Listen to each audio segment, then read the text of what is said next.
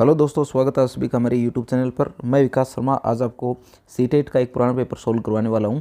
हम लोग 1500 प्लस की सीरीज़ लेकर के चल रहे हैं शिक्षा मनोविज्ञान की, और इसके अंदर जो 2023 में एग्ज़ाम हुए थे वो अलग अलग शिफ्ट में हुए थे। उसका एक पेपर हम लोगों ने लास्ट क्लास के अंदर सॉल्व किया था, और इसका जो दूसरा पेपर है सेकेंड शिफ्ट का, वो देखिए सेट बी का। फर्स्ट क्वेश्चन आपको दिख रहा है कि निम्नलिखित कथनों को पढ़िए तथा सही विकल्प का चयन कीजिए।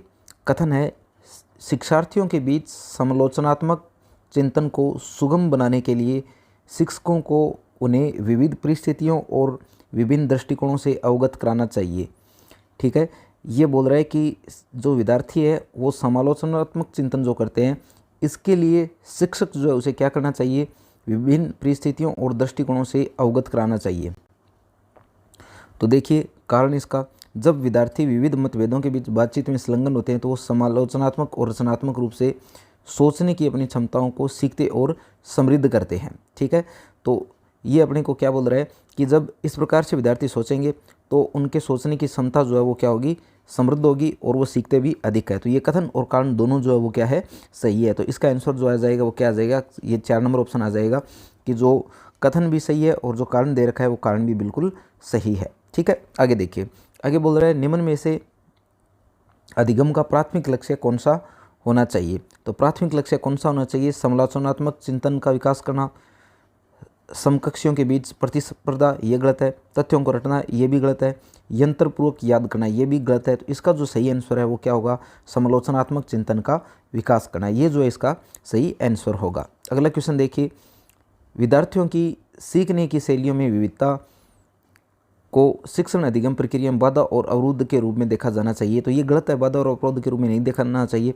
विविधता को शिक्षण अधिगम प्रक्रिया के दौरान ध्यान में नहीं रखा जाना चाहिए, ये भी गलत है। इसको बिल्कुल ध्यान में रखा जाना चाहिए, महत्व दिया जाना चाहिए, और इसे मानव विविधता के प्रतिबिंब के रूप में देखना चाहिए। ये जो है ये इसका सही आंसर है। इसके अलावा चौथा ऑप्शन देखिए, ये एक रूपता लाने की बात कर रहा है, पर इसमें जो ज़्यादा सही है वो क्वेश्चन नंबर 3 जो है इसका सही आंसर 3 होगा। ठीक है, आगे देखिए क्वेश्चन नंबर 4। क्वेश्चन नंबर 4 में आपको देखिए क्या दे रखा है। क्वेश्चन नंबर 4 में दे रखा है, बच्चे सबसे अधिक प्रभावी ढंग से तब सीखते हैं यदि कोई अवधारणा जो है वो तर्क संगत से अनुभवजन्य की ओर बढ़ती है, जटिल से सरल की ओर बढ़ती है। तो ये तो गलत है। अमूर्त से मूर्त की ओर बढ़ती है, या सामान्य से विशिष्ट की ओर बढ़ती है। इसका जो सही आंसर होगा वो क्या होगा, सामान्य से विशिष्ट की ओर बढ़ती है, इसका सही आंसर होगा। आगे देखिए क्वेश्चन नंबर 5, निम्न में से कौन सी प्रक्रिया अधिगम के दौरान योगदान नहीं देती है। कौन सी प्रक्रिया योगदान नहीं देती है, तो इसमें गैर प्रासंगिकरण, वैचारिकरण, संगठन, वर्गीकरण, तो ये तीनों तो नीचे वाले सही है।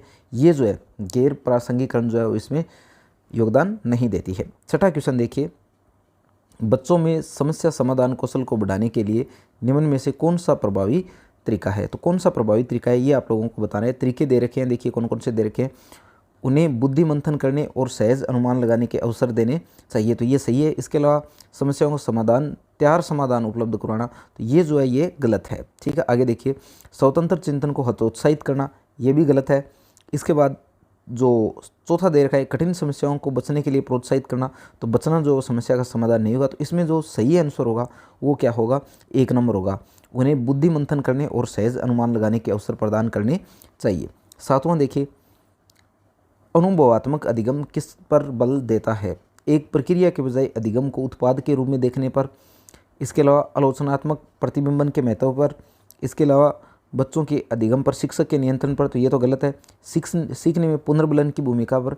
तो अनुभवात्मक अधिगम जो है, ये किस पर बल देता है, ये आलोचनात्मक प्रतिबिंबन के महत्व पर जो वो बल देता है। तो इसका सही ऑप्शन जो 2 नंबर होगा। अब देखिए 8वां क्वेश्चन। 8वें क्वेश्चन के अंदर ये आपको बोल रहा है कि निम्नलिखित कथनों को पढ़िए और सही विकल्प का चयन कीजिए। कथन देखिए क्या है, शिक्षकों को सार्थक वातावरण बनाना चाहिए जिसमें सभी बच्चों की सक्रिय भागीदारी और संलग्नता हो। यानी ये अपने को क्या बोल रहा है कि एक सार्थक वातावरण जो है वो बनना चाहिए। कारण इसका, बच्चे आंतरिक रूप से सीखने के लिए प्रेरित होंगे और सीखने में सक्षम होते हैं। यानी बच्चे जो खुद से प्रेरित भी होते हैं और सीखने में समर्थ भी होते हैं। तो ये दोनों ही बातें जो दे रखी है वो क्या है, सही है। तो जो 4 नंबर ऑप्शन है इसमें, ये इसका सही आंसर हो जाएगा कि दोनों ही बातें सही है, कथन और कारण दोनों सही है, और कथन जो है वो कारण जो है वो कथन की व्याख्या भी कर रहा है। ठीक है, आगे देखिए क्वेश्चन नंबर 9। इसमें दे रखा है लेओ वाइगोत्स्की के अनुसार बच्चों के संकल्पनात्मक योग्यताओं के विकास में महत्वपूर्ण भूमिका निभाता है। तो सबसे महत्वपूर्ण भूमिका कौन निभाता है, ये आपसे पूछा गया है। मानकीकृत पाठ्यक्रम, सामाजिक अलगाव, मूर्त पुरस्कार या सहकर्मी सहयोग। तो मूर्त पुरस्कार और सामाजिक अलगाव तो बढ़ाते ही नहीं है। इन दोनों में से देखें फर्स्ट और फोर्थ में से, तो 4 नंबर जो इसका सही ऑप्शन है। इसके अलावा देखिए क्वेश्चन नंबर 10, लेओ वाइगोत्स्की के अनुसार आंतरिक वाक जो है यानी खुद से बात करना जो क्या है, बच्चों के लिए अपनी सोच को नियंत्रित करने का एक तरीका है। विकासात्मक देरी का संकेत है, ये गलत है। बच्चों के लिए काल्पनिक दोस्त के संप्रेषण का तरीका है, ये भी गलत है। संज्ञानात्मक अपरिपक्वता का प्रतीक है, ये भी गलत है। तो इसका जो सही है वो क्या है, बच्चों के लिए अपनी सोच को नियंत्रित करने का एक तरीका है। यानी बच्चे जो खुद से बात करते हैं तो वो आंतरिक वाक जो वो क्या है, तो ये बच्चों के द्वारा खुद को नियंत्रित करने का, खुद की सोच को नियंत्रित करने का एक तरीका है। ठीक है। 11वां देखिए, 4 वर्ष की अपर्णा कहती है कि एक बटन जिंदा है क्योंकि उसकी शर्ट को एक साथ बांधने में मदद करता है। जीन प्याजे के अनुसार उसकी सोच की विशेषता है। ये क्वेश्चन जो है ये फर्स्ट शिफ्ट में जो ए सेट था उसमें भी रिपीट हुआ था। तो अब देखिए जीववादी चिंतन जो है इसका सही आंसर होगा। यानी जो अपर्णा जो है वो क्या मान रही है, अपने शर्ट के बटन को जिंदा मान रही है। ठीक है। तो इसका सही ऑप्शन क्या होगा, 4 नंबर होगा, जीववादी सोच। इसके बाद देखिए 12वां क्वेश्चन, शेषवावस्था में समाजीकरण की संस्थाएं प्रमुख रूप से महत्वपूर्ण है जबकि प्रारंभिक बाल्यावस्था में किस प्रकार से महत्वपूर्ण है। ठीक है। इसमें देखिए आपको 2 खालिस्तान दिए हुए हैं, ये दोनों बढ़ने हैं। तो शेषवावस्था प्रारंभिक अवस्था होती है, इसमें ये प्राथमिक होती है। ये संस्थाएं जो क्या होती है, प्राथमिक होती है, जबकि प्रारंभिक बाल्यावस्था में ये क्या होती है, माध्यमिक होती है। तो इसका जो 4 नंबर ऑप्शन है वो बिल्कुल सही होगा। अब देखिए क्वेश्चन नंबर 13, लेओ वाइगोत्स्की के अनुसार भाषा विकास संज्ञानात्मक विकास को सुगम बनाता है। तो ये बिल्कुल सही बात है। आगे देखिए, भाषा विकास संज्ञानात्मक एक दूसरे से स्वतंत्र विकसित होते हैं, तो ये तो गलत है। सामाजिक कारक भाषा विकास को प्रभावित करते हैं परंतु संज्ञानात्मक, ये भी गलत है। संज्ञानात्मक विकास भाषा को सुगम बनाता है, ये भी गलत है। जो फर्स्ट इसने दे रखा है कि भाषा विकास संज्ञानात्मक विकास को सुगम बनाता है, ये इसका बिल्कुल सही आंसर है। इसके बाद देखिए क्वेश्चन नंबर 14, लॉरेंस कोलबर्ग के नैतिक तर्क के किस स्तर पर बच्चे आमतौर पर मानते हैं कि लोगों को समाज की उपेक्षा पर खरा उतरना चाहिए और अच्छे तरीकों से व्यवहार करना चाहिए। तो किस स्तर पर जाकर के ऐसा मानते हैं बच्चे जो है वो कि लोगों को समाज की उपेक्षाओं पर खरा उतरना चाहिए और अच्छे तरीकों से व्यवहार करना चाहिए। तो इसका जो सही आंसर है वो होगा पारंपरिक स्तर। पारंपरिक स्तर पर ऐसा जो है वो मानते हैं। जो फर्स्ट शिफ्ट हुई थी उसमें भी एक पर्सन इसी प्रकार का जो है वो आया हुआ था। अगर आपने नहीं देखा तो ये पीछे वाला वीडियो जरूर देख लेना। इसके बाद देखिए क्वेश्चन नंबर 15। क्वेश्चन नंबर 15 में आपको दे रखा है, निम्नलिखित कथनों को पढ़िए तथा सही विकल्प का चयन कीजिए। कथन आपको सामने दे रखे, देखिए शिक्षकों और साथियों जैसे अधिक जानकार और अन्य लोगों के साथ बातचीत शिक्षार्थियों को उनकी समझ और कौशल विकसित करने में मदद करने के लिए आवश्यक समर्थन और मार्गदर्शन प्रदान कर सकती है।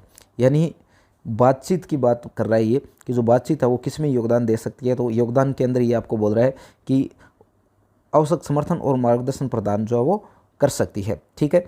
और कारण इसका दे रखा है, सामाजिक संपर्क सीखने और विकास का एक प्रमुख घटक है। यानी ये अपने को बोल रहा है कि विद्यार्थी और शिक्षार्थी जो है या अथवा जो अधिक जानकार है, इन लोगों के बीच में क्या होनी चाहिए, बातचीत होनी चाहिए। और बातचीत जो है वो आवश्यक मार्गदर्शन और समर्थन जो है वो प्रदान करती है। ठीक है। इसका कारण बता रखा है कि सामाजिक संपर्क जो है सीखने और विकास का एक प्रमुख घटक है। तो ये दोनों ही बातें बिल्कुल सही है। तो इसका जो सही आंसर होगा वो 4 नंबर जो है वो ऑप्शन सही होगा। ठीक है। तो बचे हुए 15 क्वेश्चन जो है वो नेक्स्ट वीडियो हम लोग कवर करने वाले हैं। अगर आप लोगों ने अभी तक हमारे चैनल को सब्सक्राइब नहीं किया तो चैनल को सब्सक्राइब जरूर कर दें और लास्ट वाली वीडियो जो प्ले लिस्ट में जाकर के जरूर देख लें। धन्यवाद।